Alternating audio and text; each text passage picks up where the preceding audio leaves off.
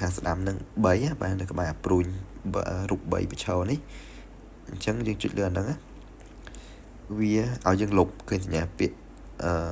ធុង5ហ្នឹងយើងលុបទៅបាទយើងលុបទៅ remove from group អញ្ចឹងវាចេញមកតែព័ត៌មានដែលយើងបានពេញមិញហ្នឹងឯងបាទឃើញអញ្ចឹងយើងទៅមុខទៀតទៅយើង cancel មានន័យថាមាន add ទេប៉ុន្តែយើងចង់ add អា group ធំនេះអា group ធំនោះត្រឡប់ទៅវិស័យទី1វិញបាទវិស័យ2ខ្ទង់នៅក្នុងធុរកិច្ចហ្នឹងបាទឥឡូវថាគាត់ចង់រកអ្នកតម្លើងគាត់ទៅថែតាមបណ្ដាញអញ្ចឹងយើងត្រូវ add another មួយទៀតបណ្ដាញអីគេវាមានការងារជាក់លាក់ក្នុងហ្នឹងវាមានអ្នកគ្រប់គ្រងប្រព័ន្ធ computer អញ្ចឹងតែខ្ញុំយកហ្នឹងហើយតមកវាមានឲ្យយើង select មួយអញ្ចឹងតែខ្ញុំថាយកផ្នែកហ្នឹងគាត់បុគ្គលិក5នាក់0ស្ត្រី50%កម្រិតការសិក្សា C2 អញ្ចឹងទៅប្រាក់ខែ$500អានេះខ្ញុំអត់ add ទេខ្ញុំបញ្ចប់ហើយថាគេអត់មានត្រូវការរើសបុគ្គលិកអីទេខ្ញុំ cancel បាទខ្ញុំ cancel មួយទៀតអញ្ចឹងខ្ញុំត្រឡប់ចង់មើលថាខ្ញុំគេត្រូវការបុគ្គលិកអីខ្លះខ្ញុំចុចអាកន្លែងក្បែរសញ្ញានេះរូប logo ទី2បាទនៅខាងលើខ្ញុំចុចលើហ្នឹងទៅ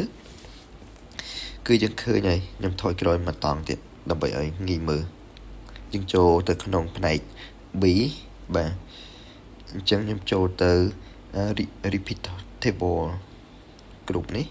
យើងឃើញ2ជម្រើសដែលខ្ញុំបានពេញអញ្ចឹងលេខ1នេះគឺ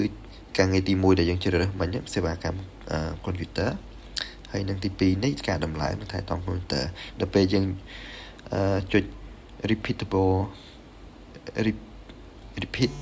group នេះគឺយើងនឹងឃើញលេខ1នេះបន្តទៀតបន្ទាប់មកវាបង្ហាញពីព័ត៌មាន detail group នេះច្រើនតង់ទេប៉ុន្តែដល់ពេលយើងចុចចូលឡើងទៅគឺងាយហើយលឿនទេបាទគាត់ថាដំបូងរៀងពិបាកតិចដោយសារយើងអត់ស្មជាមួយវាចឹងខ្ញុំថយក្រោយអស់ថយមកតង់ទៀតអានេះគឺអស់ហើយខ្ញុំចង់ចូលមកគ្រប់ C នឹងវិញហើយខ្ញុំចង់បន្តសំណួររបស់ខ្ញុំទៅ part C វត្តការងារនេះទូទៅក្រុមហ៊ុនណាក៏គេអាចត្រូវការដែរអញ្ចឹងឧទាហរណ៍ក្រុមហ៊ុនហ្នឹងក៏អត់ត្រូវការទេយើងចុចលេខ99បាទអញ្ចឹងគឺ cancel នេះយើងចុចបន្ទាប់ទៀតទៅគឺបើសិនការងារ C2 มันមានតម្រូវការដែរចុច GPS បាទយើងប្រើពេលប្រហែលជាប្រហែលនាទីអញ្ចឹងទៅឥឡូវខ្ញុំថាអូខេតាមពិតយើងយកភាព accuracy នឹងឲ្យបានត្រឹម5ម៉ែត្រឬអីហ្នឹងល្អបាទឥឡូវថាខ្ញុំចុចខ្ញុំ GPS អញ្ចឹងទៅអានេះដោយសារខ្ញុំ save GPS ជាប់នៅក្នុងនេះហើយខ្ញុំមិនចាំបាច់ទៅ Google Map ដើម្បីចុចទីតាំង GPS ទេប៉ុន្តែបើសិនអ្នកនរគ្នាត្រូវការចុច Google Map បើសិនជា GPS យើងអត់ដែរខ្ញុំទៅ Google Map ឧទាហរណ៍ចឹងនេះទីតាំងនេះខ្ញុំកំពុងទៅនៅខ្ញុំចុចឲ្យយូរលើវានឹងលោតពាក្យភាគឋាន CDI នឹងមកហើយខ្ញុំចុចយកពាក្យនេះពាក្យស្តៀងព្រួយ3នេះcopy វាបាទហើយខ្ញុំថយក្រោយវិញទៅ Google Toolbox ហើយខ្ញុំផាសវាមកបាទអញ្ចឹងទៅបានហើយឥឡូវខ្ញុំចង់កែតម្រូវចម្លើយរបស់ខ្ញុំថយក្រោយបាទកន្លែង C1 នេះថាគាត់ត្រូវការបុគ្គលិកផ្នែក IT អញ្ចឹងខ្ញុំកែពេលខ្ញុំកែកន្លែងហ្នឹងវានឹងលោតក្រុមទី2មកឲ្យយើងជ្រើសរើសថាខ្ញុំត្រូវការអ្នករចនា graphic អញ្ចឹងនៅក្នុងហ្នឹងវាមានលំអិតទៅ4ទៀតអញ្ចឹងខ្ញុំថាត្រូវការអ្នកគូគំនូរជីវចលនៅក្នុងហ្នឹងវាមានឲ្យយើងរើសបុគ្គលិកដែលតែម្ដងត្រូវការ2នាក់0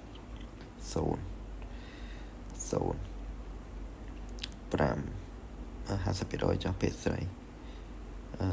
រៀនត្រឹមថ្នាក់ទី12ក៏បានដែរប្រាក់ខែ$300ចឹងទៅខ្ញុំចង់ add មកតង់ទៀតកន្លែងហ្នឹងបាទខ្ញុំ add នៅក្នុងក្រុមដដែលអ្នកនរគ្នាមើលនៅខាងលើ កន្លែងនេះវាគឺខ្ញុំចង់យកអ្នកដំឡើងនិងផ្ដល់សេវាបច្ចេកវិទ្យាគមនាគមន៍និងព័ត៌មានវិទ្យាខ្ញុំចង់រើសអ្នកដំឡើងទូរស័ព្ទម្នាក់0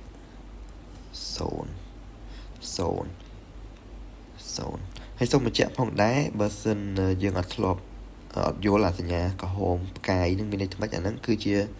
លក្ខខណ្ឌដែលយើងត្រូវតែបំពេញសំណួរនឹងទើបយើងអាចឆ្លងទៅមុខទៀតបានបើយើងអត់បំពេញអត់អាចទៅមុខទៀតបានទេគឺវា load error ឲ្យឧទាហរណ៍ខ្ញុំអត់បំពេញណាចាំមើលវាឃើញ load ក្រហម sorry this response is required បាទអញ្ចឹងខ្ញុំ cancel ខ្ញុំអត់ចង់ add អីទៀតទេគេថាលែងមានត្រូវការបុគ្គលិកអីទៀតហើយអញ្ចឹងចប់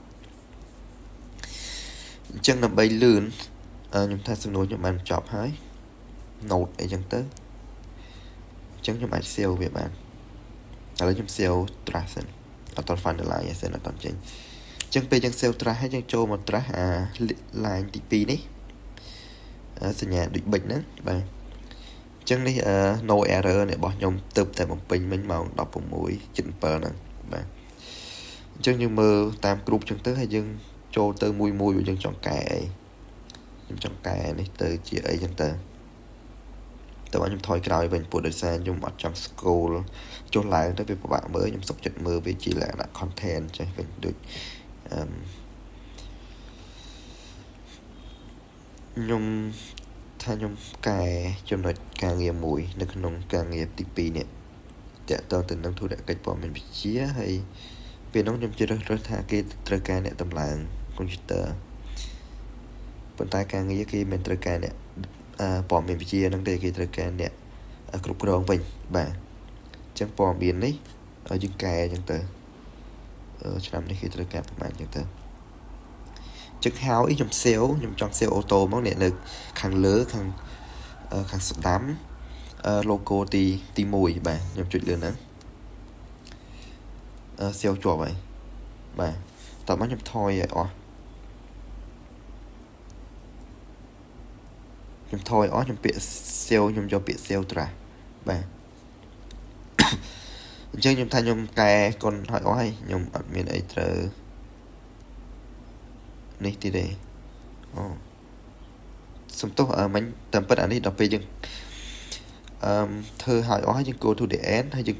save វាជា finalize វិញទើបយើងអាច send ចេញបានបាទខ្ញុំ save ជា finalize អញ្ចឹងពេលយើង save ជា finalize អា file ហ្នឹងវាចូលមកក្នុងlogo ទី2រូបសលេង Telegram យើងហ្នឹងនេះ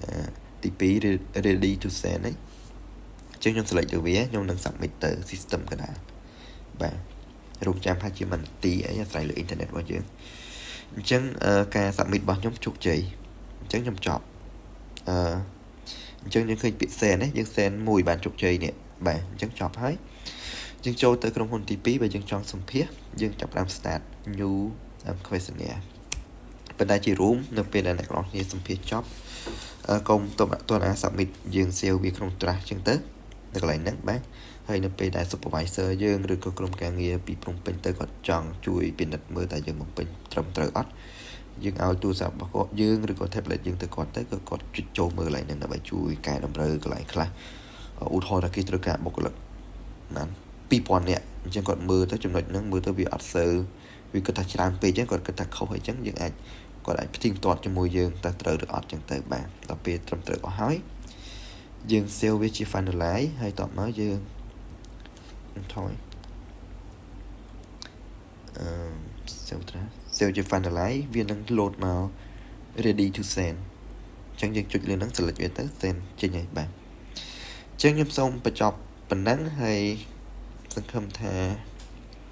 អាចយល់បានបាទសូមអរគុណ